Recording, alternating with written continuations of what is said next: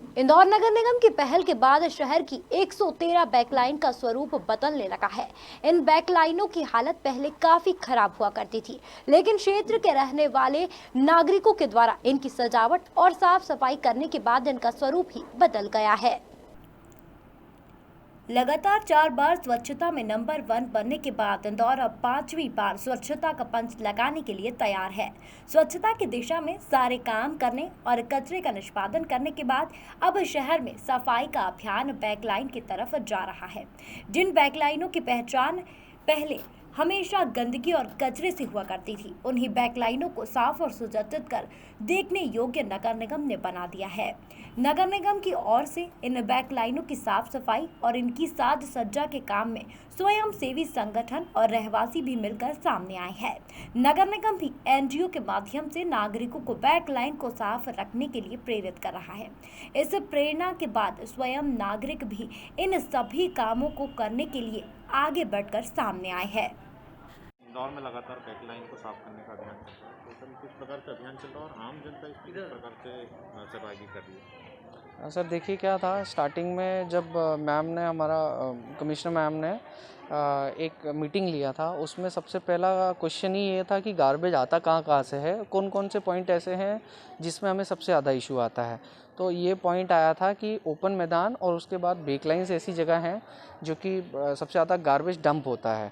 तो मैम का ये कहना था, और इवन संदीप सोनी सर हमारे अपर आयुक्त महोदय हैं, collector sir Manish Singh sir, इन सब का एडवाइस था कि अपन अगर बेकलाइंस को इनोवेटिव कर सकें तो इससे अच्छा कुछ नहीं होगा। और हमेशा आप देखेंगे क्योंकि 4 बारी अपन इंदौर नंबर 1 आ चुका है और हम इस बारी 5वीं बार के लिए अग्रसर हैं, तो उसमें अपन नया क्या कर सकते हैं। और जनप्रतिनिधि जो जनभाग होता है, पब्लिक इंटरेक्शन, ये बहुत महत्वपूर्ण होता है किसी भी चीज़ के लिए। अब जैसे आप ये बेकलाइंस देखोगे, बेकलाइन में अपने जितने भी पब्लिक हैं उनने बहुत क्यूरियोसिटी दी है और उनने जो है डेवलप भी किया है। आप देखोगे अभी यहाँ जितने भी बच्चे हैं यहाँ इसको रंगारोहण कर रहे हैं, तो ये शो करता है कि पब्लिक खुद कितना चाहती है कि वो कितने अच्छे एरिया में रहें। ये एक वेस्ट एरिया थी जिसको इस तरह से डेवलप कर दिया गया है कि अब बच्चे यहाँ खेल सकते हैं। तो ये एक एनवायरनमेंट चेंज भी हो रहा है, जो हमारे कमिश्नर मैम का एक सपना था, ड्रीम था। और दूसरी तरह से ये होता है कि अब क्योंकि आप देखो जहाँ गार्बेज रहता था वहाँ अपन खड़े हैं आराम से, अपने को ये डर नहीं है कि कहीं कुछ पड़ा ना हो, हम क्यों अंदर जाएं।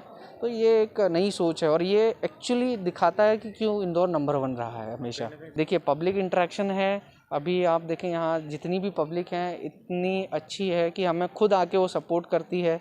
यहाँ के जनभागी लोग जैसे हैं, यहाँ मनीष जी हैं, यहाँ पे वो खुद आए कि पब्लिक चाहती है हमें थोड़ा डेवलप करना। हमारी एनजीओ मैम थी रेखा जी, उनने भी लोगों से कोऑर्डिनेट किया और अपन इसको कैसे इंटरेक्ट कर सकते हैं, ये प्लान बना। हमारे सर लोग ने हेल्प की, इसमें उनका गाइडेंस रहा हमारे ऊपर, फिर उस हिसाब से ये काम हुआ है। आप देखोगे कि इसका बिल्कुल आगे जो स्वच्छता सर्वेक्षण रहेगा इसमें हमें बेनिफिट ही मिलेगा इसका। सर एक्चुअली मैं काफ़ी टाइम से काम कर रहा हूँ यहाँ पे इस वार्ड में, तो जहाँ माइनस पॉइंट लग रहा है और जहाँ कोऑर्डिनेशन नहीं हो पा रहा कि जनता और कर्मचारी के बीच में अगर जो कोऑर्डिनेशन नहीं हो पा रहा वो मैं मेरे माध्यम से कर रहा हूँ मैं। और उसके बाद जहाँ भी डिफ़िकल्टीज होती है तो हम लोग बैठ के सॉर्ट आउट करके जो भी हल हो सकता है वो निकाल रहे हैं। कितनी बैकलाइन अभी तक आप लोग साफ कर चुके हैं और आगे कितनी आप लोगों को लगता है कि हम आगे और ये काम करने वाले हैं? अभी तक फ़िलहाल में 5 से 6 बैकलाइन हो चुके हैं कंप्लीट लवकुश में ई सेक्टर में, और बाकी की 10 की और प्लानिंग चल रही है जो हम वर्कआउट कर रहे हैं उस पर। बहरहाल स्वच्छता में पंच लगाने के लिए नगर निगम ने बैकलाइनों की साफ सफाई का जिम्मा उठाया है। ऐसे में देखने वाली बात होगी कि रहवासी इन बैकलाइनों की देखभाल किस तरह से करते हैं।